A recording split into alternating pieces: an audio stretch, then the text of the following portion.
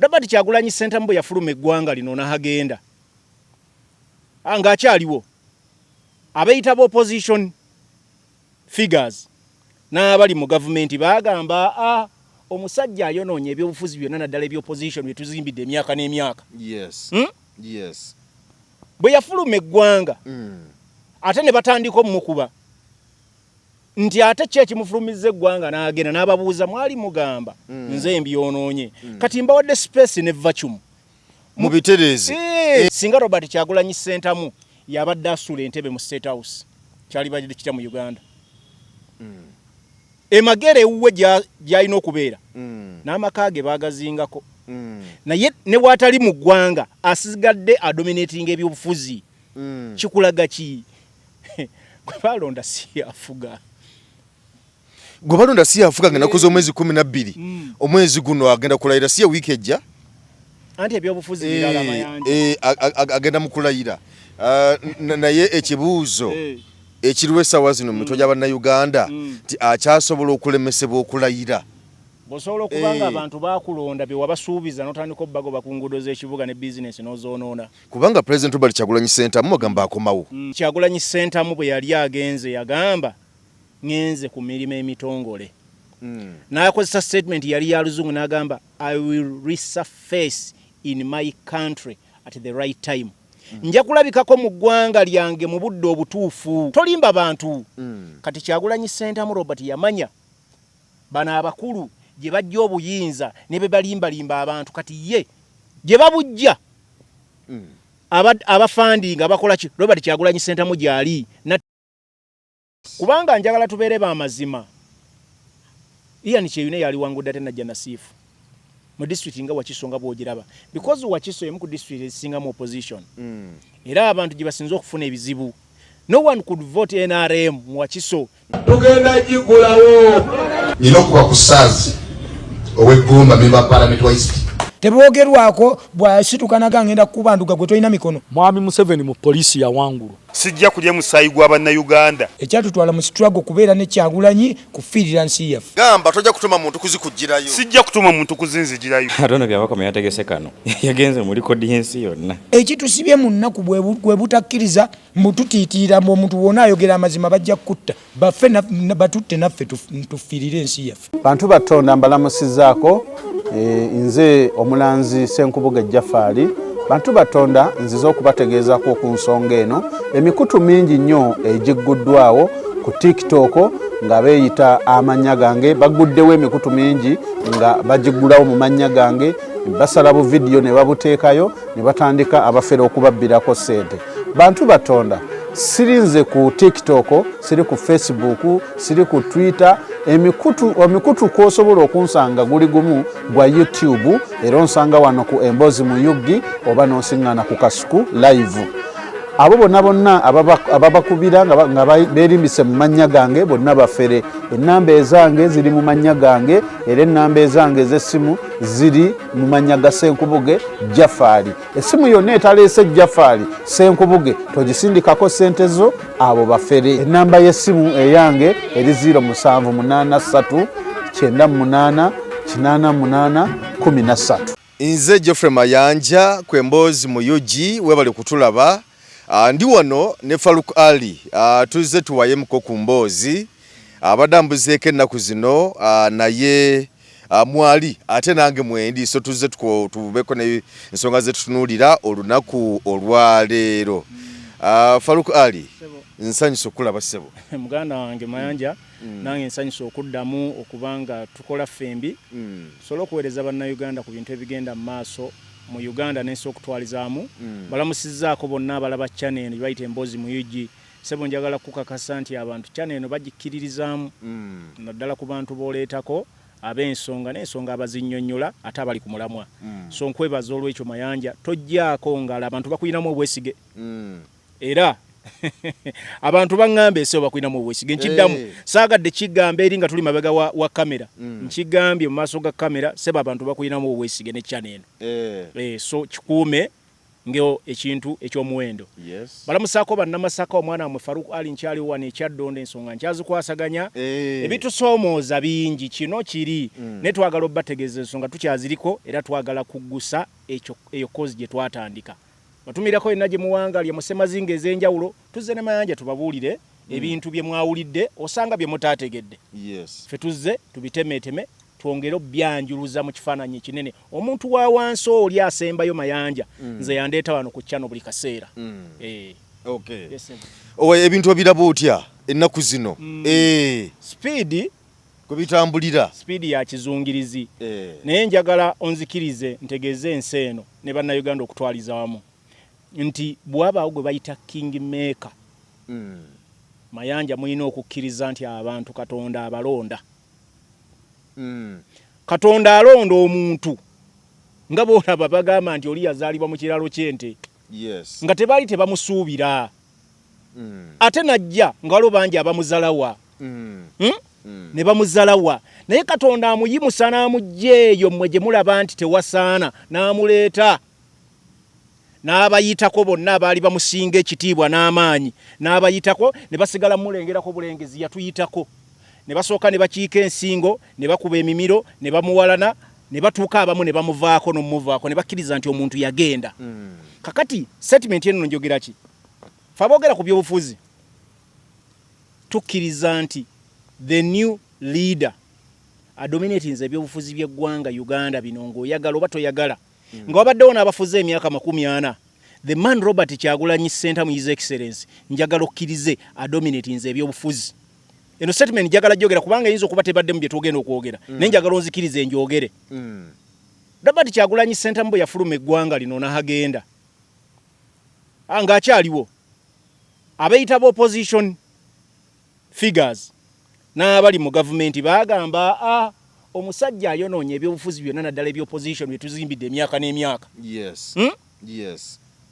Bwe yafuluma eggwanga ate ne batandika omukuba nti ate ki ekimufulumizza eggwanga n'agenda n'ababuuza mwali mugamba nze mbyonoonye kati mbawadde space ne vacuum mubitereeze empiki muzinyige byumbadde mulaba nga sisobodde mwe muzinyige byembadde nzise mukole ki mubizeewo. Abamu bagamba nti be bamuzimba gati muzimbeyo mulala wesiri. Wesiri mwekwate munoonye kubanga muyina bangi mwe musonga abasajja nakati ewatali NUP ne Robert Kyagulanyi Ssentamu mu Uganda tewali asobola kwogera ku byabufuzi.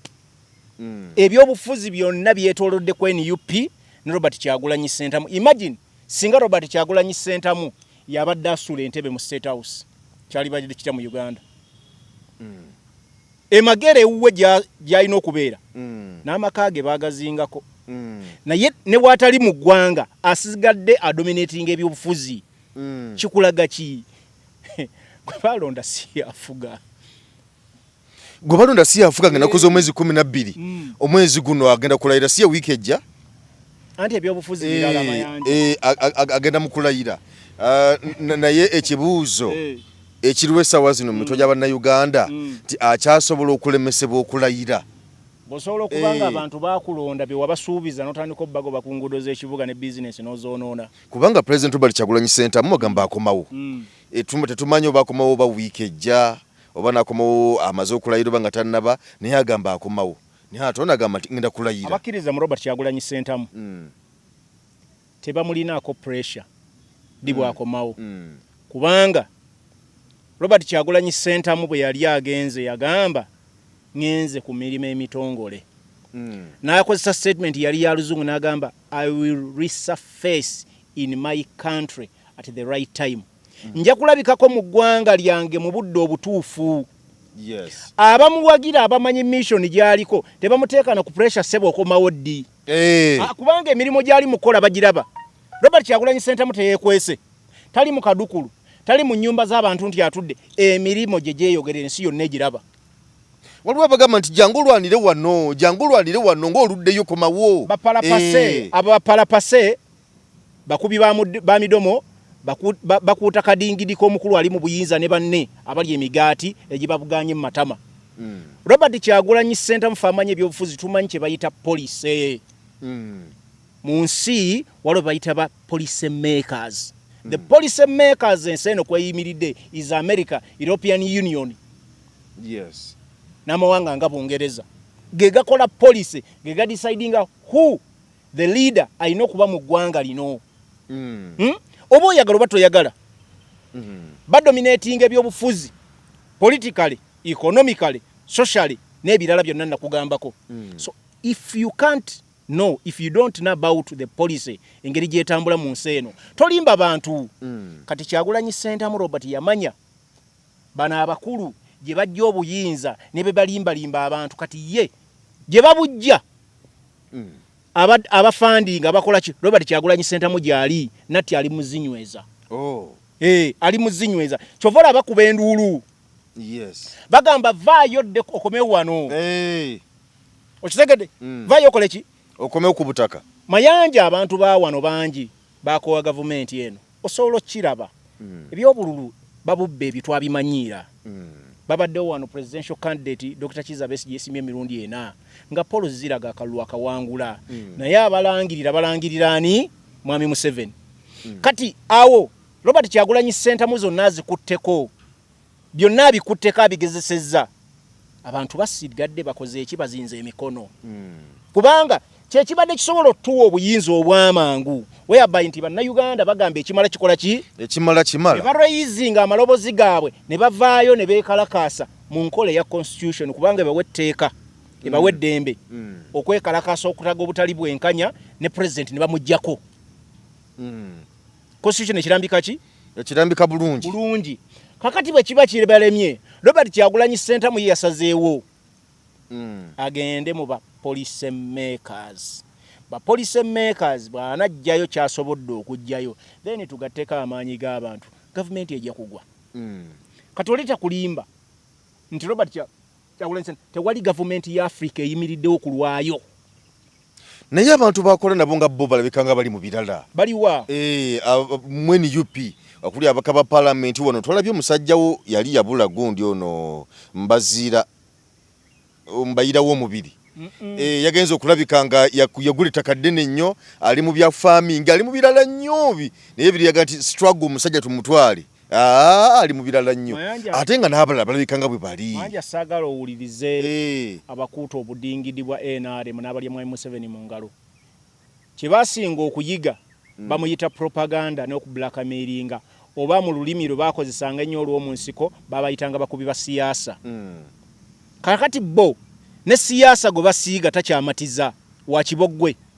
Ogenda kuli omusajja omukulu ayogera ebigambo n'akeera ku makya n'agamba Nakimuli yabadde omubaka asinga mu NUP. Yes. Nalabyeka nga omwakola statement efaanako bw'ekyo. Omusajja omukulu ng'ono ebigambo byayogera ate ayina ekikyamu oba ayina ekizibu tumutwale bamukebera obwongo kubanga tasobola kugamba mu kubaka ateekeddwa abakulembeze b'ekibiina.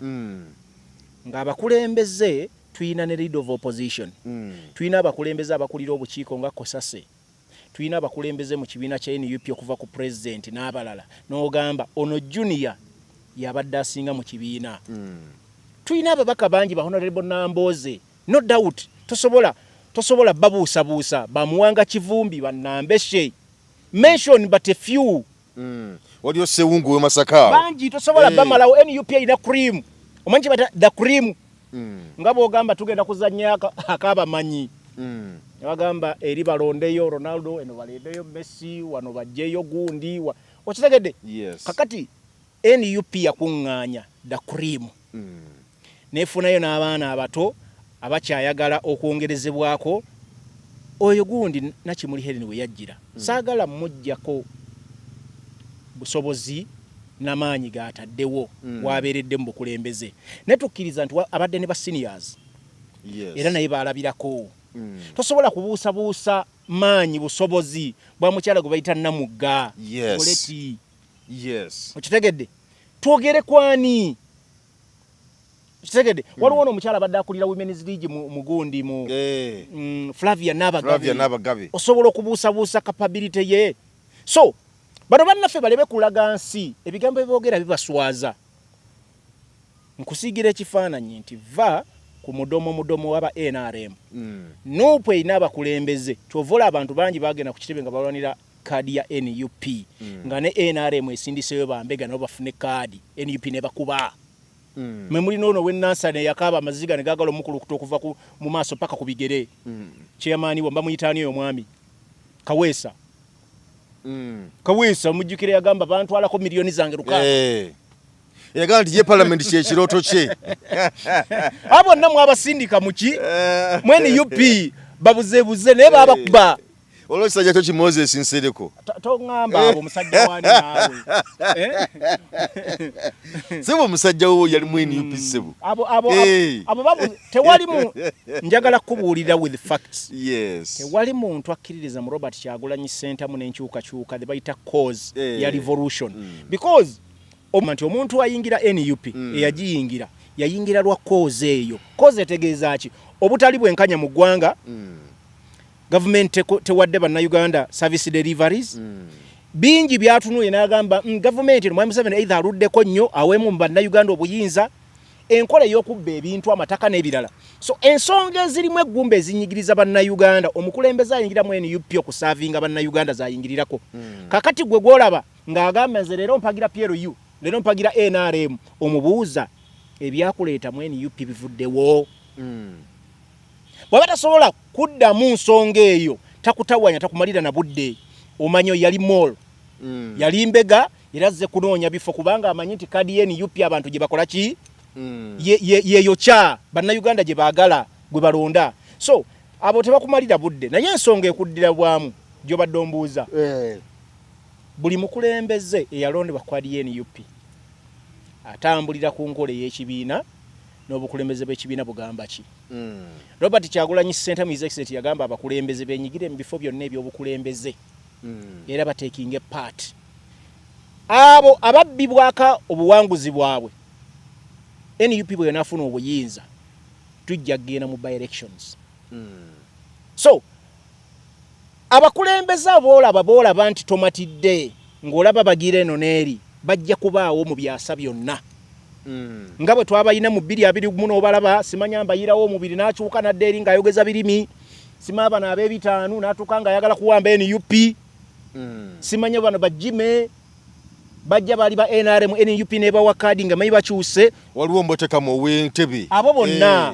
okisegedde ebimererezi NUP yaleeta n'aba NRM era nga bakyalimu oshabe yaliwa NRM talimu mu NUP omubuusabuusa his integrity Dennis Sekabira talimu omubuusabuusa amaanyi gataddewo Nambeshe taliwo okisegedde so ebyo byonna abantu babaako gye baava naye bw'ojja mu kikolwa ekyawamu kyemukkiririzaamu osigala okyatambuza ekyo so abavuddeko omugendo guno gwe tuliko gwa NUP abamu bajja genda bakoonoka banogoka nga bola abantu bebagenda mu cross countries emisinde gye bina byalo bangi batandika nga balinga 10 bagenda bakongoka omu ku omu buli omu maanyi ge wawulira gakola ki we gasoboka finishing line kubeerako batono nnyo be bantu bojja okulaba ab'omuzinzi abajja okumalako olutabaalo luno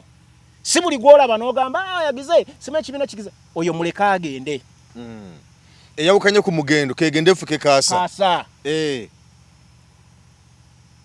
okumanya struggle eno si y'abantu individuals struggle y'abannayuganda kyovora bizinesi Robert Kyagulanyi Center mwagamba bannayuganda mwenna buli omu aveeyo ateekeko eddoboozi lye ne bwakeera ku makya leero Robert Kyagulanyi Center mu his excellence God forbid n'akeera ku makya n'agamba mpanise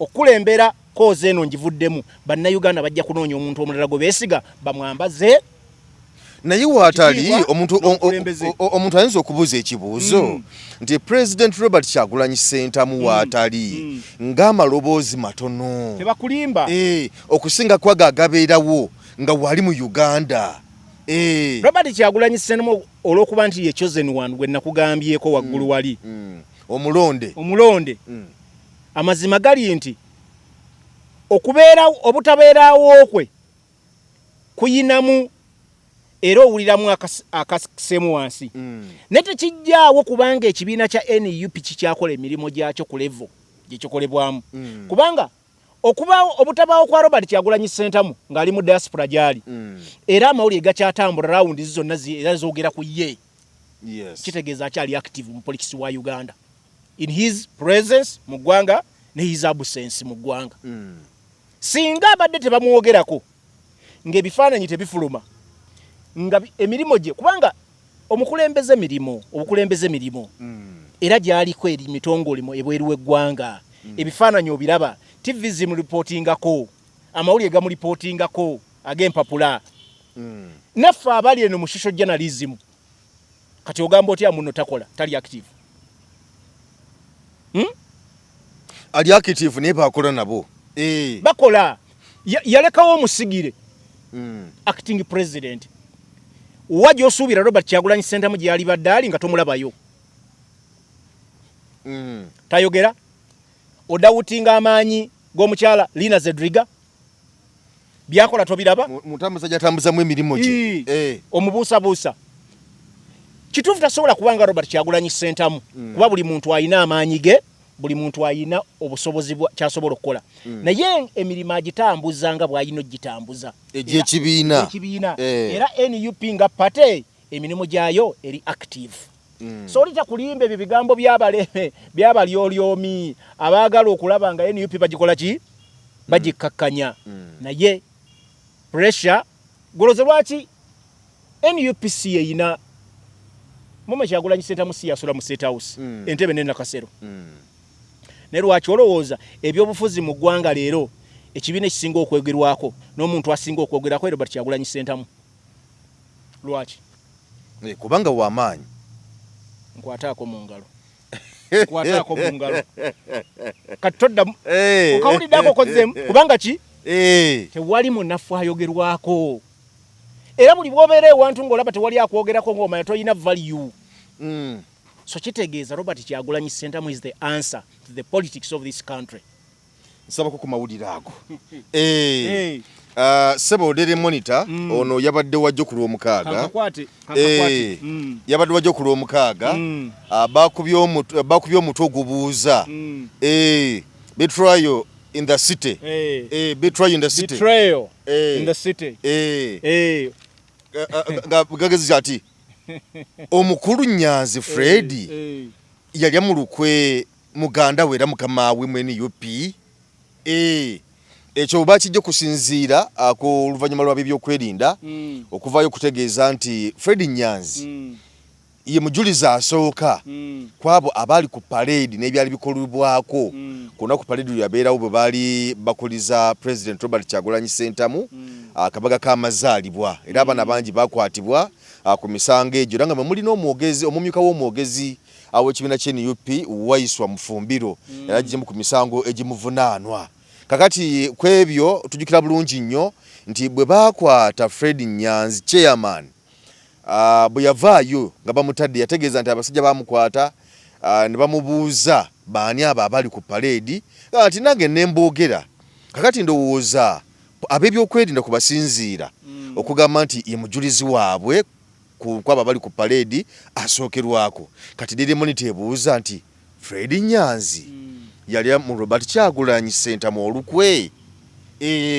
ekigambo obwesigwa oba gye bayita trust betrayal in the city kigambo lwakuba bawandiika amawulire gano balina engeri gye bakwekamu message hidden meaning naye ensonga eri nti Nyanzi akyesigibwa mu kibiina n'abantu abamwetoolodde naddala ku nsonga z'ebyobufuzi nga bwe zitambula okusinziira ku ebyo byoyogeddeko waggulu bituzze tugamba byoyogedde nti Nyanzi bagamba yawaayo abantu era bagamba Nyanzi agenda okuba omujulizi musango guno gwe bayita unlawful drilling oguzingiramu abakulembeze omuli Waiswa omuli Akireewo omuli Edi Mutwe Doreen Kayija Sauda Madada n'abalala Fred Nyanzi Ssentamu bwe tumwogera ku linnya eryo bannayuganda ababadde mu byobufuzi naddala mu NUP baliwulira nti olyogera ku linnya ly'amaanyi.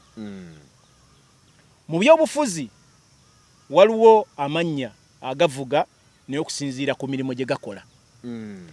Fred Nyanzi Ssentamu mukono gwa ddyo mu kibiina kya NUP. Ne ku mukulembeze wa NUP gwe bayita Robert Kyagulanyi Ssentamu, njagala ompulirize bulungi. Fred Nyanzi Ssentamu mukono gwa ddyo. Omukono ogwa ddyo ffe tugwogerako yenna nga bw'omanyi oli bagamba tuyina ddyo ne kkono. Batugambanga nnyo ddyo omukono gwe mukono gwaki gwa Katonda. So ntegeeza Nyanzi ogwa ddyo oguli emmere gwe mukono ogwa gundi ogwa Katonda. Batugamba ffe abakozesa kkono tuli mikono gya Sitaani. And I think it was a bad narrative statement ete yali ntufu. Naye bwe twogera ku mukono gwa tutegeeza omuntu agattako ennyo alina contribution ez'amaanyi ku kibiina ne muganda we ng'omuntu. Fred Nyanzi Ssentamu yakuza Robert Kyagulanyi Ssentamu nga mukulu we era yamusooka mu byobufuzi. Fred Nyanzi Ssentamu yaliko once an NRM cadre. People Power Movement tujoogerako nga twogera ku Fred Nyanzi Ssentamu ng'abantu bagamba y'omu ku bakulembeze abasinga okuba n'amaanyi mu kibiina. Era kasayogera ekigambo tewali akikola ki akiddamu. Era decisions nnyingi zayogerwako nti Nyanzi y'omu kuba zisalawo. Naye njagala kino ekigambo nakyo kiwulirize bulungi. Nyanzi zayogerwako ebigambo bingi erinnya lye nga liri in danger n'okufootoolebwa. Baani abazze balifootoola? Tuzze tulaba abantu abatandise okuva ku NUP n'abali mu gavumenti. Esonga eno esooka abaalemererwa bonna okulaba nga Robert Kyagulanyi Ssentamu bamunafuya. Kubanga Robert Kyagulanyi Ssentamu bamusookako n'abalema. Ne badda ku Lubongoya n'abalema. N'abakulembeze abalala n'abalema. Jjukira Robert Kyagulanyi Ssentamu bamusiiga ekifaananyi wano. Nga tugenda mu kalulu 221. Abakulu ne bakeera ku Electoral Commission ne bakuba ebipande nga Robert Kyagulanyi Ssentamu anywa enjaga. Obijjukira bulungi? Nabiraba babitimbako wonna ensambya ku bitaala mabega ebiseera ebyo ne bitambula ekibuga. Buli bantu basuubira nti abantu basobola okulabawo amangu public places ezo. Naye abantu bagamba ono Robert Kyagulanyi Ssentamu obulamu bwe bubadde mu public domain. Obulamu bwe, history we, ffenna tumumanyi. Era tumuwagira nga tukola ki? Nga tumumanyi yenvuddewe yonna bakubuulira gyenvuddewe bakola ki? Bamumanyi bulungi. Bamulabanga muvubuka evubuka nga limuwaga. Ne bamulabanga muvubuka n'enjaga ng'agikola ki? Ng'asibye enviiri ng'ali mu ghetto bye yakola baabira mu buvubuka. Ne bamulabanga transforminga from muvubuka okubeera omusajja obuvunaanyizibwa eyatuuka n'okuwasa embaga. Ne bamulabanga muvubuka ku myaka 26 nga byonna omuvubuka omusajja omukulu byali badde ayagala. Robert Kyagulanyi Ssentamu amaze byakivinga. Azimbye amaka abasajja abakulu ab'emyaka 6 ge beegomba ku myaka 26 yali amaze okugazimba. Ng'akoze businesses, ng'akoze group y'abavubuka abamukkiririzaamu ng'alina command. Teekomooko ne bamulabanga transforminga from the ghetto child afuuka omukulembeze w'abantu. N'enviiri n'azisala n'akyuka n'ajja n'akuba ennyimba ezinspiringa generations and generations. Okitegedde? So bannayuganda bagamba nedda ono tabafaanana mwe muli bakuusa bye mukola mubikola mu nzikiza eno ne mutugamba birala. Ono obulamu bwe bubadde open ensi yonna ebumanyi era wa mazima. Yatugamba essada alimaze. Yatugamba kino akimaze enviiri n'azisalako n'agenda mu parliament n'agamba yala kukiikirira abantu byonna tubirabye. Kati mulina kye mutugamba. Kubanga byonna bimanyiddwa. Kati bye baayagala okuba ku Robert Kyagulanyi Ssentamu bwe yabalema ne bagenda ku Lubongoya. Ne bagamba oyo mumulaba mukozi wa Museveni. Yakolanga Minister of Internal Affairs. Yali musirikale. Museveni yamuweerera. Mbega. Ali munga Mbega mu NUP. Ne bagamba ate Mbega lwaki akolera abantu. Okitegedde? Emirimu lwaki Mbega ate akola emirimu egisuula ekibiina. Ekiri mu buyinza kyali badde ata protectinga. Byakola byonna bisuula kibiina kiriki mu buyinza. Tebakoma okwo. Ne bagamba Robert Kyagulanyi Ssentamu musosoze w'amawanga naga ate nsosola amawanga nze Robert Kyagulanyi Ssentamu omukyala gwe nyina ava mu Western Region n'alibadde ngamba nsosola amawanga nja kuwasa muganda munnange n'agamba ekibiina akikulira si muganda nze ni musajja muganda ekibiina akikulira Secretary General si muganda omuwanika si muganda mukulu Katana Katana Benjamin Katana bonna bava gye mugamba gye tusosola waiso mufumbiro omwogezi wange w'ekibiina Jobert Ssennyonyi si muganda omumyuka we si muganda abamyuka bange Zedriga si muganda twogere ki tuleke ki yes eyo nayo kadi nekola ki negwa butaka nebokya kati ne banoonya Fred Nyanzi era Fred Nyanzi musajja wattu oyo gwolaba gwe bayita Fred Nyanzi alinga jirikiti nti buli kibi kyonna ekya NUP Fred Nyanzi gwe bakyambaza abana balita kodi awo nti mukutunda kadi alimo anti kati mbereza 221 yafuna kasente kayitirivu I don't care Nyanzi oba atunda kadi batazitunda netuddeyo ku nsonga ani gwe bawa kadi mu NUP gwolaba atagigwanidde n'ogamba nti awo y'abantu bamuwa kadi tebamulonze kubanga NUP eyina emitendera gyegoberera okuwa abantu kadi singa baali batunda kadi bazambali tebalifunye yes mulimu nebenda byawo be bamma ng'abantu mu kaseera kano bagamba NUP nga yalingirira wona ono kati singa bamuwa singa tuli mu bino singa baali batunda kadi muganda wange Lukanga yes Wenjeru municipality teyalifunye kadi owulidde Kuteesa Masaka eri Kuteesa akiikirira Kabonera singa baali batunda kadi Abedi Bwanika sente ze yali alina mu kalulu kano tewali yalijjeko Abedi Bwanika kadi singa baali batunda kadi Walukaga teyali wangudde Sseggona yes singa ali batunda kadi nkugereze nkubugamba ani ndekaani kakati waliwo ebintu by'otunuulira n'ogamba aboogera ebintu baleka balina ekikyamu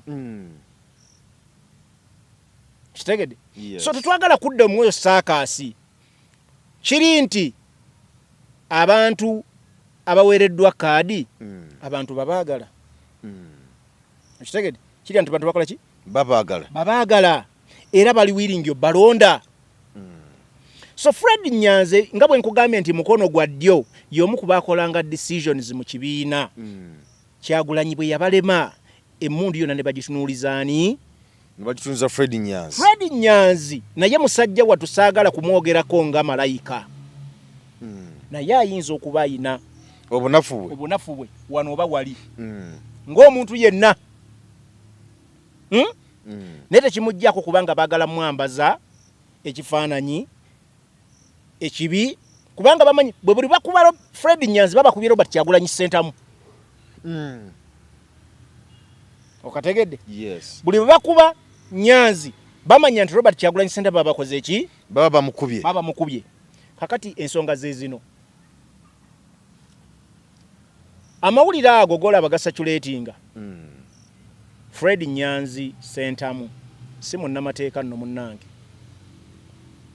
era mu nkola ey'amateeka bakwata omuntu enkola ey'amateeka bagamba wali kibayita arrest warrant omuntu ojja n'omulaga arrest warrant n'ombule lwaki omusiba n'omutwala ne mumuwa n'omukisa oguyita looya we ne mumubuulira omusango gwazizza looya we n'ataputa amateeka n'amubuulira n'ekyokwogera tugeze kooti emuyise Fred Nyanzi Ssentamu bawamba muwambi n'ebigenda mu maaso nga tabimanyi omuntu amateeka gagamba omuntu byonna ebintu byeyayogera nga takwatibwa mu mateeka ng'ali mu bifo bye tugamba wano zi safe houses eyo ebiseera ebisinga kooti tebitwala kubanga baba bimukase aba under torture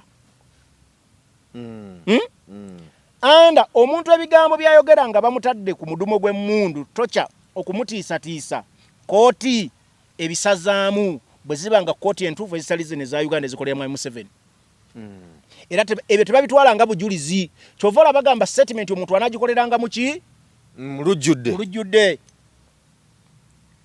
temuteeka eyo mumutulugunya ne mujjako statements so Fred Nyanzi byonna bye yayogera nga tebamuggyeko statement emanyiddwa mu butongole tewali abitwala nti bituufu naye yajja n'ayogera nti bamubuuza abantu era ye teyalowooza nko nti bamubuuzizza abantu bagenda kufuna engeri gye bamuvunaana okategedde etteeka ligamba etteeka weeriri eri lyakolebwa abakozi b'amatwale unlawful drilling lyabafuzi b'amatwale lyakolebwa mu myaka gy'olukumi eyo naye lyava mu Bangereza eyo bannaffe bangi wano baali tebalimanyi naffe twali tumanyi paka vled we tulisomyeko era likyakozesebwa mawanga agamu abamu tebakyalikozesa nkidda mu Fred Nyanzi munnamateeka n'etteeka litakola ki singa baali baagala muvunaana baali mu iseero yawe ne bamugira n'ataputa etteeka ekirala Fred Nyanzi byeyogera tebyogera nga munnamateeka era bamubuuza agamba twabadde kubanga obutambi bwali public bwali mu public domain ensi yonna ng'ebulaba era naye etteeka ligamba nti omuntu eyeetabye mu bikolwa ebifaananga ebya parade ajja kuvunaanibwa emyaka egitakka wansi egitasukka 5 oyo anaaba akomandinga nga bwala Fred Sentamu Nyanzi ajja kusibwa emyaka egigenda mu 7 ebigambo bino njagala obiwulire bulungi kakati Fred Nyanzi Sentamu tebasobola kuvunaana baawayiswa ne babasiba Fred Nyanzi Sentamu n'abeera ebbali akonjagala okanootinge bulungi mpulidde bulungi tebasobola kusiba wayiswa ataaliwo ne bwabanga Sauda Madada naye yaliwo ku lunaku olwo ne basiba abeetabamu komanda ne bamuleka naye alina okubeyungako bwe babanga baagala kuttaanya musango bagutambuze mu butuufu ensonga eyo giwulira bulungi nnyo Fred Nyanzi Sentamu abadde n'ebimwogerwako bingi mu kibiina kya NUP bye tutayinaako bujulizi naye nga bwe nkugambye target why Nyanzi akubwa okufiirwa bamukuba okumuttirawo nti Robert Kyagulanyi Sentamu we yalema Fred Nyanzi Sentamu yafuuse ekiso kyaki kyembuzi ne bamufuula ejjirikiti so omusajja wattu naye tamanyi nnyo okwewozaako era nze Fred Sentamu omukulu nzamuli obubaka bwenjagala omuwa ebiseera ebisinga he doesn't need to explain himself tetaaga nnyo kwennyonnyolako bwe kiba kyagenda mu mateeka aline nga amateeka gakole ki gakole Fred Nyanzi ku level gy'aliko si buli kaseera nti alina okuvaayo neyewozaako ekibiina kinene kirina abantu abasobola okukirwanira entalo kitegedde status gy'aliko nnene you don't need to come out every time ogezeeko okwennyonnyolako ebintu ebimu tubireka ne bikola ki ne bigenda singa Robert Kyagulanyi Sentamu buli kimu yavangayo ne yennyonnyolako singa NUP tekyaliwo party eno ya bannayuganda they are willing to defend their leaders at all costs so Fred Nyanzi Sentamu ebigenda maaso ayinza okuba alina obunafu wano nawali ng'omuntu yenna naye njagala naye akimanye nti abamukuba target si ye kiso kya mbuzi ekirekerera omubaazi kirekere yasse ne kitunulira ki omubaazi okay wetwogerera essaawa zino nga Engineer Jocelyn Lwakakooko yamaze dda okubeera nga alangirirwa okwakitinga nga Managing Director wa Uganda Electricity Distribution Company Limited mu bufunze UEDCL era ng'ono yasikidde Paul Mwesigwa yamaze dda okufumuulwa n'olukiiko lwe nga bagamba nti omukulu nalemereddwa okutambuza obulungi emirimu gy'ekitongole ky'amasannyalaze ekya Uganda jjukira kino kigenda okuyingirawo Uganda egenda nti katuyingirewo tukwasaganye emirimu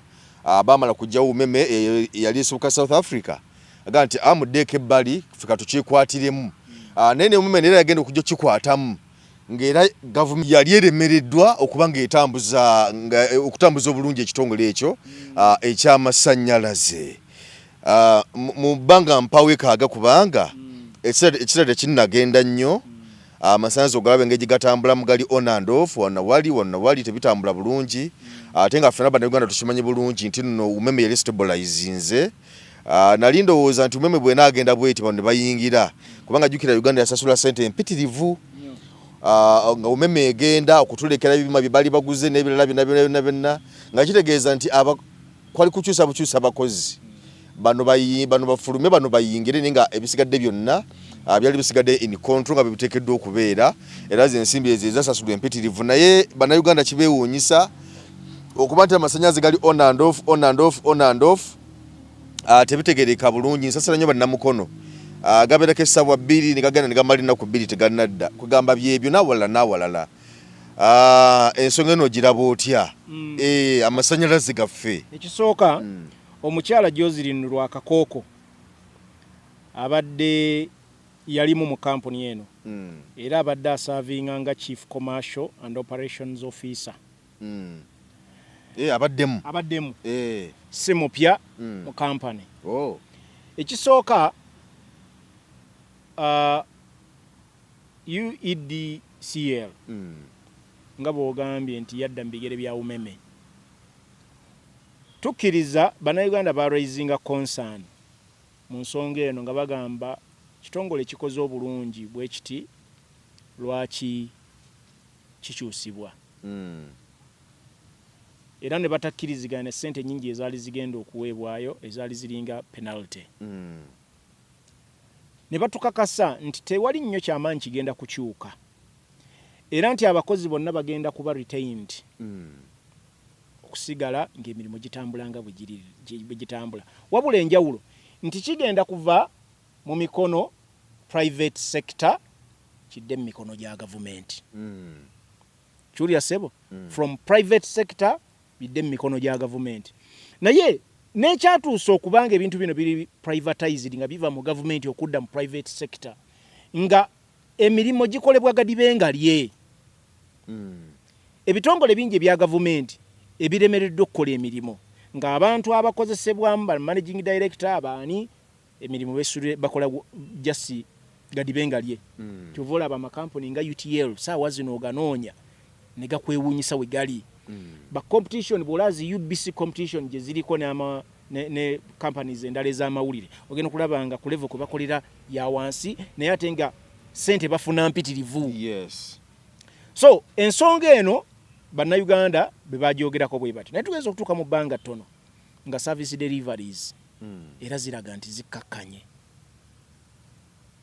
gundi amasannyalaze ngavaako nnyo ebintu ebitambula bulungi n'ebifaanana ng'ebyo naye nze ndowooza kino kiddayo okutegeeza eggwanga nti abantu abaweebwa emirimu bali incompetent they are not competent enough okubanga bakola emirimu balonda gundi mwana wa gundi because emirimu gy'otatadde ku makya n'ogamba abantu balage interest n'olanga emirimu n'ogamba tulanze emirimu abantu baleete CV zaabwe Joseline Lwakakooko mwana wa gundi baana ba gundi abo kubanga era n'ogenda okulaba golooza gundi region emu yekka yeesomye buli mulimu gw'olaba omugw'amaanyi ba managing director ba CEO ogenda okulaba era ogenda obbanoonyereza ebitundu almost IGG report yavaayo negamba ebitundu almost 6 ku 100 egy'emirimu gya gavumenti giriva giweebwa region emu region eki region emu yesinza okusoma myaka gyenda 40 kakati waliwo ebintu by'otunuulira ekizibu kye tulina abantu baweebwa emirimu not on merit si ku busobozi bwabwe kyova olaba Uganda Yaanizi twafiirizibwa ssente nnyingi nnyo wano olaba omukyalo ono bamutuulaki Jolese n'agamba omukyalo ono tali competent enough okubanga akola emirimu yalondebwa atya alina buyigirize ki busobozi ki okubeera CEO n'ebirala bamukubamu ebituli ne balimbalimba awo ne bavuyavuya paka bagenda okulaba nga Uganda Airlines efiiriddwa ssente nnyingi Museveni n'agamba tukole ki mukulu tumugyewo tumuwe omulimu omulala tuleete abakugu so bamuwa mulimu mulala tajjaawo bantu balina gy'abateeka so muganda wange Mayanja ekyamasannyalaze kino n'ebitongole ebirala bya gavumenti ebifaanana ng'ebyo bikusiigira ekifaananyi lwaki eggwanga lino tukyabonaabona tufiirizibwa omusimbi mungi kubanga abantu tebalina bukugu bumala kola mu bitongole ebyo bakola ki bibakolamu bali appointed by the fountain of honor oba abantu abalina obuyinza mu gavumenti ya Mwai Museveni singa kibadde nga tekiri bwe kityo singa eggwanga lino liri wala singa tulonda abantu abalina obusobozi qualification yasoma ki ogenda okulaba omuntu gwe balonze nga Minister of Agriculture nga talina bukugu mu agriculture oli n'agamba Minister permanent secretary mu Minister of whatever nga talina bukugu kubanze neewuunya Ministry ya Agriculture mulimu gwekola sigutegeera nga bannayuganda babbibwa batya nti ogenda n'ogula kiwotameroni ka kiwotameroni kito n'ogula emiyembe nga mito n'ogula ebintu biri ku katale awo nga biva mu nnimiro naye nga byonna tebitegereka bulungi naye nga tenze ndowooza Ministry ya Agriculture okuba yevunaanyizibwa ne ku mutindo oba kubanga balina okulondoola okumanya nti ebintu bino ebirimwa ebijja katale ddala bya mutindo bigwanidde naye omuntu agenda nagula watermeloni kanaana mutwalo najja n'agisala nga yonna afuna asula nsuula olwokuba nti yanogeddwa ku musiri nga nto kati fokasi y'abano bannaffe erimu ebyo basinga okufunamu bo era kyova abasaawa zino emmwanyi bagitaddeko ennyo amaanyi kubanga bo be bagirimu be bagitwala ebweru nga n'amaliba bwe gateekebwako amaanyi buli kyolaba kye balimu mata maliba mwanyi kyova ne factory ntungamu teri mu district yadde 10 ezisinga okulima emmwanyi mu Uganda naye omukulu bwe yanoonya factory agitwala ntungamu n'obuuza abantu b'Embale district Buganda ina district ku 10 ezisinga okulima emmwanyi Buganda inako 7 oba 8 7 lwaki factory teyajja mu Buganda population mu Uganda yonna esinga mu Buganda kubanga walirowooza nti emirimu gyali bagitunuulya by population nogamba abantu bawano kati batera factory ene basinga okulima emmwanyi be basinga obungi kitegedde so ebintu ebyo n'ogenda okulaba nga obutali bwenkanya buki bungi wano bungi kyova olaba kiri kyogambye nti ne omutindo gw'ebintu ku katale mubi nti ffe Uganda tulina ebintu bingi wano ebirungi naye omutindo olw'okuba nti tegugobererwa tetufuna na mukisa gutwala bintu wabweru olw'okuba nti bannaffe beesuulye gwa nagama naye nga ssente ezikola ebyo okulondoola omutindo gw'ebintu buli financial yezo ssente zifuluma naye abasajja bazikola ki bazezibika bwezibika kuba olaba minisita omulamba nga amabaati g'abanaku ekkalamojja just abantu baagala kufuna shelter baagala kufuna mbuzi at least abantu bakamemu amata g'embuzi ge babanywa nga bayambe ku bulamu bwabwe health kuba amata g'embuzi bagalikomeninga ku malungi ku bulamu health nota minister mulamba afuna milioni 10 afuna buli kimu afuna ya time wabwerede mafuta buli kimu medical insurance naye nga abba amabaati 10 ebibiri ebyaligenze mu bantu abankuseere kati tube gwanga tutunulya obukulembeze nga tebusaana kubaawo yadde lunaku n'olu nga abannayuganda balina kugamba ekimala kimala mutuviire so mayanja bino byonna bye tulimu otulina internet engeri gyeri very expensive kubanga eggwanga eriri mu research ne innovation nga mukula bukuzi mwagala abantu vubuka bafune emirimu internet yali badde ku bintu ebisinga okuba very cheap nga ate eri everywhere kitegedde naye ogenda okugiraba internet eri very expensive atayina kasenta sobola kugula internet ebintu bya bbeeyi amasimu ga bbeeyi emisolo abantu bajjako miyitirivu gadgets abantu ze bali badde bakozesa ezaali badde very cheap nga ziri very expensive nekiddayo ku ggwanga gavumenti eno engeri gyetunuuliramu abantu introducing emisolo egiryongera okumenya omuntu wa wansi kati abantu abadde bazimba obuyumba bwabwe n'obu businesses batadde mu mbeera enzibu oyina kusimanya osaba lukusa simanyi tukuwa pulaani kitegeeza omunaku manja n'akayumba tekyasobola kakola ki kazimba kitegedde so omuntu bw'anaaba interest mu ttaka lyo era ajja kuteekawo embeera ekulemesa okuzimbawo ekizimbe ate ng'etteeka ligamba olina okukulaakulanyaawo bitegeera ebyo byonna so tuli mu kaseera kazibu eri gavumenti eno embeera gyetaddewo ku bannayuganda mayanja amasannyalaze gali very expensive okiruya amazzi gali very expensive naye bye twogerako byonna tubiina wano tetubimportinga mukama yatuwa omukisa n'atuwa nakyo resources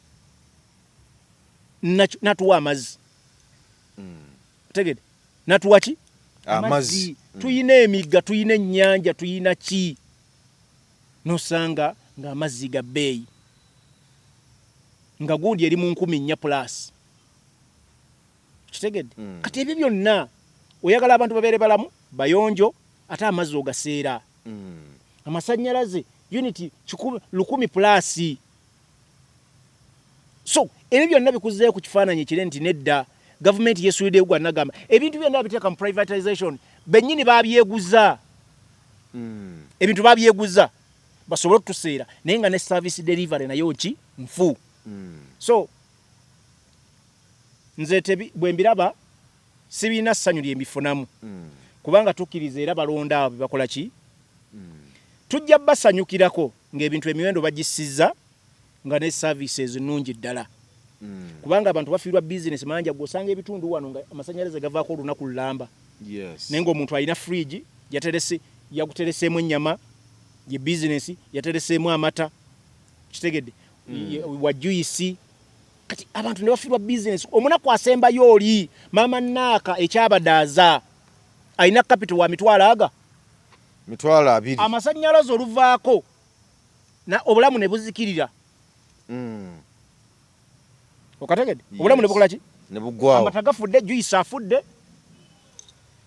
ate alina kuddayo mukafuna agenda asingeyo kapolotike kalina akamiliyoni 3 bamweko emitwalo ameka 5 bwedda ne zifa nga bakatwala ate mpulira nti n'obwo obuwolo obwo bumanirinda nabwo era bwabwe anti waliwo amateeka agafuga omuntu okuwola ssente togamanyi nalaba wano gundi wano Minisita Kasolo ng'agamba nti mobile money zo gundi ezabo gundi obuwola ssente obwo twabugoba mu ggwanga era bwokala osanga bukasanze kawaabire naye ndaba buyitirivu nnyo era ogenda okanoonyereza ababulimu bamanya gundi region egi ate baba n'emmundu mu biwato ate omutandikirawa kakati waliwo enjawulo mu Uganda waliwo enjawulo waliwo ebintu bibiri waliwo ebigambo n'ebituufu ebikolebwa kati minisita asobola okwogera ebigambo naye nga waliwo ebituufu ebikola ki ebikolebwa bye bituufu okusinga ebigambo buli everywhere ate buli ku main bulina n'ebipande ababikolamu baggwanga eri limu era batwala ebintu by'abantu ensi yonna ng'ekola ki ng'etunula bweti ne ssente ze bawola balina bwe bazijja abazibawa be bakulu mu gavumenti be bannannyini buntu buno era tageti yakutwala bintu by'abantu kitegedde so mayanja embeera abantu gye balimu wano nzibu nnyo omusajja n'agenda mu lufula ne bamuwa ekisambi najja ng'ateeka mu fridge ekiro n'atundako kilo 5 agireese n'ediba ng'enkya jagitunda amasannyalaze ne gavaako ennaku mmeka 2 aguze ekisambi kyakakadde nkwekizaamu naye ne ssente yazigyewa mukafuna yasinzeyo ekibanja kye ne bamuwaayo so tageti y'abannaffe bano okutwala bintu by'abantu so olw'embeera eno gavumenti gyetaddewo okulaba ng'ebintu ebitambula bulungi bizinesi z'abantu batono kati walabye abantu baffe bagobye buli wamu n'embeera nga bw'ogiraba wali hamu yageze bamuwa emyala yazimbyeko ebizimbe era bagenda obikoleramu be balina ssente tewali portion oba partition batono ne bagamba bano abantu abanaku bano abalema abaki tubateerewo section eno nabo kasente akatono naye babeeko bakola ki we bakolera babeeko n'ebintu bye batunda wano eby'abantu abawejjere mu Uganda it's about the rich eggwanga Uganda focus y'abagagga abanaku mufe n'ebyammwe so obudde butuuse bannayuganda mwenna abalowooza nti eggwanga lino ffenna lyaffe tuwerwaneko naffe tulabe nga tufuna share ya eggwanga lyaffe kubanga the country belongs to all of us eggwanga lyaffe ffenna siri abalondemu nga tumaliriza mu ddakiika ntono mbadde nyaga tutuniko ku nsonga ya Najja Nasifu Najja Nasifu yesimbawo ku LC5 mu Wakiso era bwatyo yali yesimbewo ne muna NRM n'abalala ne embeeranyi yali wakati waabwe endooza nawe muna NRM Ian Kyeyune okugira bwati akalulu ne bamulangirya naye ng'okusinziira ku byonna nga bwe byali Najja Nasifu twamulaba ng'alaajana ngagamba nange babba obuwanguzi bwange misana ttuku naga nti bannange abasajja bano banziba misana ttuku dia forms bye zisoma ye zaalina ate bo nabo basoma birala ewali abiri Kyeyune basomawo bibiri yes era nga wetogerera essaawa zino bamulangirira Ian Kyeyune nenga wetogerera essaawa zino Nadia Nassif yamaze dda okuteekayo omusango mu kkooti nga awaabira Ian Kyeyune awaaba awabira Ian Kyeyune nakakyoka ebyokulonda bafulumye oba balage DLR forms kubasinzira okumulangirira agamba nti n'ekirala omukulu no Ian Kyeyune amanya n'ebitabo bye bya munguba bibuzaabuza tebitegereka bulungi ensonga eno giraba otya kubanga bangi abamu kwabo abaali beesimbyewo bayita mu kya Nadia Nassif kyayitamu essaawa zino nenga Nadia Nassif agamba nti okufaana obutanyagwa akakiiko k'ebyokulonda kateeka okunnyonnyola n'okulambika obulungi era kooti esalewo kubanga obuwanguzi bwe babubba misana ttoko ekisooka waliwo ebintu bingi bye batosuubiramu bwenkanya naye mu mateeka waliwo kye bayita precedent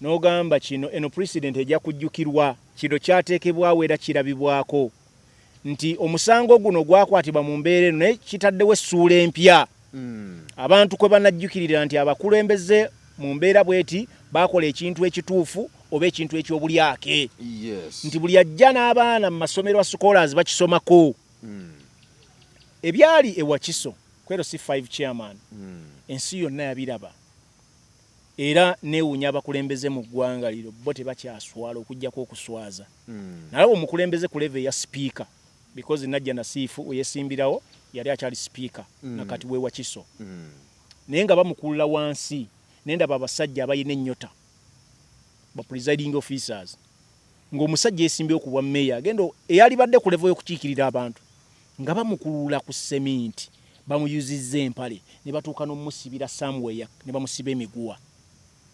It was so ashaming, uncalled for, disgusting. Byasiga ekifaananyi ekibi era basajja mmwe temusobola kusonyiibwa bannayuganda temusobola kuddira abantu bakulu Mayanja odyetye waka ng'obadde kalabalaba w'okulonda okwo ng'obadde bakuwadde obuyinza obugenda function eyo olabenga etambula mu mirembe nodde wakaawo n'otuula mu ntebe n'abaana bo ne balaba taata w'abaana abalala nga bamujuzizza engoye empale omusajja natuuka n'okugira nga almost nga agenda kuyita bwereere n'oli emmere n'ekukka ne weebaka ne mukyalawo wali n'abaana bammwe nga mwaswazza taata w'abaana abalala naye nga kimuswazza ki alaga obutali just bumativu teyakuba muntu olira teyakuba muntu yali talina mundu yali talina miggo yali talina wadde kisi naye nga alaaja nabannanga obuwanguzi bwaffe bino bye musoma si bye bituufu DLR forms zigamba kino ne bamugamba osaaga tukuyuze empale n'ebirala tukube uswale muswazizza nnyo abantu baffe Mayanja bano basajja baswazizza nnyo abantu baffe tewali kintu kibi nga kuswaza munno Mayanja ebizibu ebisinza okuvaako mawanga gonna ge tulabye ebintu gye bikyuse ne bitabanguka ne wabaawo kino olaba kino ekyali e Rwanda ekitabantu kyava mu kujooga ejjogo lyayitirira ejjogo lyasukka abantu ne beekyala ne bagamba nedda ekimala kikola ki bannaffe mulekerawo okujooga ennyo abantu mujooze nnyo abantu ne mwagala n'obbakolako ebintu ebitasaana olwo kigamba bannaffe kye batera okukozesa saagala kyogera omuntu nagala otuuka n'okgira omuntu ku mutwe okitegedde so Nadia Nassif mukulembeze mulungi yateekamu obudde bungi yakuba campaigns yatimba ebipande abantu baali bamukkiririzaamu ne bamulonda mu bungi kwa Wakiso ne Kampala ze district zisinga abalonzi kubanga ndowooza Wakiso alina abalonzi miliyoni ndowooza ayingira mu mitwalo 3 ne Kampala ndowooza emu emitwalo nga 2 bali awo besinga katono nnyo kubanga Nadia Nassif yafuna obululu emitwalo 17 balina miliyoni emu emitwalo Kampala alina abantu miliyoni emu emitwalo ndowooza nga 2 ne Wakiso ndowooza miliyoni emitwalo nga 3 Nadia yafuna obululu emitwalo 17 kigamba kuba nti kusinze ku DLR forms zaalina Ian Kyeyune yafuna obululu emitwalo 6 naye ate ye yalangirirwa kaya n'obululu owulira nti emitwalo 6 okubba kuba kungi. Yes. Kubanga njagala tubeere ba mazima. Ian Kyeyune yali wangudde ate najja nasiifu. Mu district nga Wakiso nga bw'ogiraba. Because Wakiso emu ku district esinga mu opposition. Era abantu gye basinze okufuna ebizibu. No one could vote NRM mu Wakiso tuddeyo ku bukulembeze obwafunibwawo. Ekirala nze factors zaaliwo nnyingi lwaki Ian Kyeyune bamulangirira. Wakiso z'emu ku district empya eziri mu kkula. Ezisinga okubaamu emivuyo gy'amataka. Era abagagga bangi basenze nnyo mu Wakiso n'okuzimba. Kuba Kampala kati basenvudde bazze mu Wakiso. Zikira, Zibulindo, Zaani n'ebitundu ebirala. Ogenda okulaba ebigendererwa nga omukulembeze bw'anaaba nga siwa waabwe. Bajja kutawaana nnyo. Era bw'otunia abaana ba maapu jjukira naye yeesimbye ku bwa kansala. Naye obamubba obuwanguzi bwe. N'abalala. So it was intended ebifo byonna ebisinga bye bajjako abantu obuwanguzi ne balangirira wa NRM. Babikola babigenderedde n'amaanyi. Nga baagala kwongera kunafuya babikoze n'amaanyi munatukola ki n'ebirala. Ian Kyeyune ayinza okuba bingi loopholes nyingi oba n'ebituli bingi mu kulangirirwa kwe.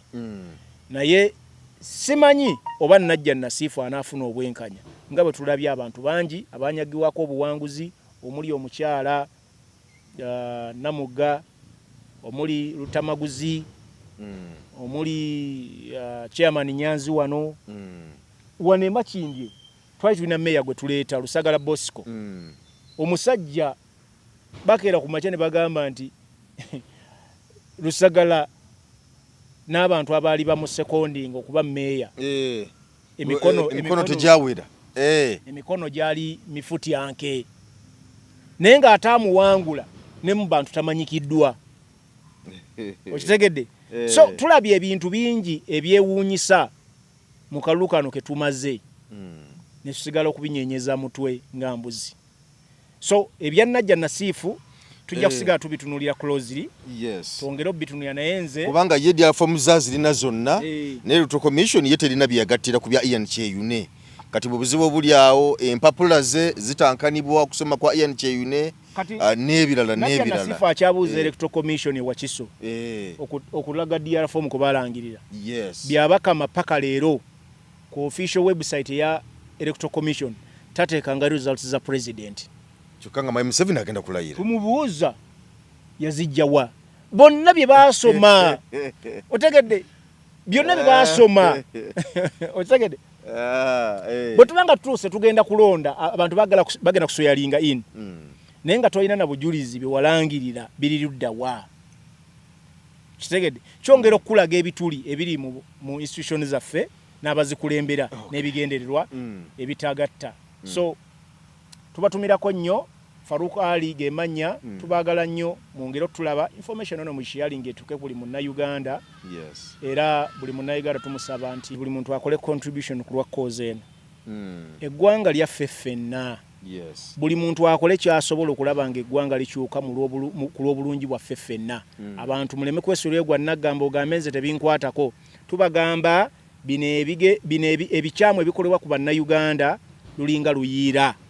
Ewo tekinnatuuka butuusi n'ekijja. Twagambanga abantu ng'embeera ekyali babi ku balala kati yatuuse ku basuubuzi, yatuuse abantu abadde balina bu business zibona mu kibuga, yatuuka ku b'amataka, buli muntu ejja, omusirikale ejja kutuukako, omusawo baba batuukako, abasomesa buli muntu mujja kiwulira.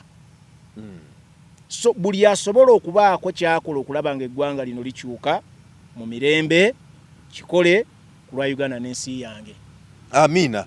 Geoffrey Mayanja yenze Farouk Ali gwembade naye tukogaliza kaseera akalungi weraba. Na Uganda tukwaniriza mu kimbo wa Research King and Training Center mwebale nnyo mwebalire ddala mwebale okwejjanjaba endwadde nnyingi nnyo zitawaanya abantu. Omwaka guno ng'abakimbo wa Research King and Training Center twabaleetera ebintu bingi nnyo. Tuyina ebyuma ng'oli abadde nti n'amagulu galuma, omugongo guluma, oli agamba mbuno system y'amagumba gange tegatambula bulungi nnyo. Omwami nti n'amaanyi gakendeera, sikyatambula bulungi nnyo mu kisenge.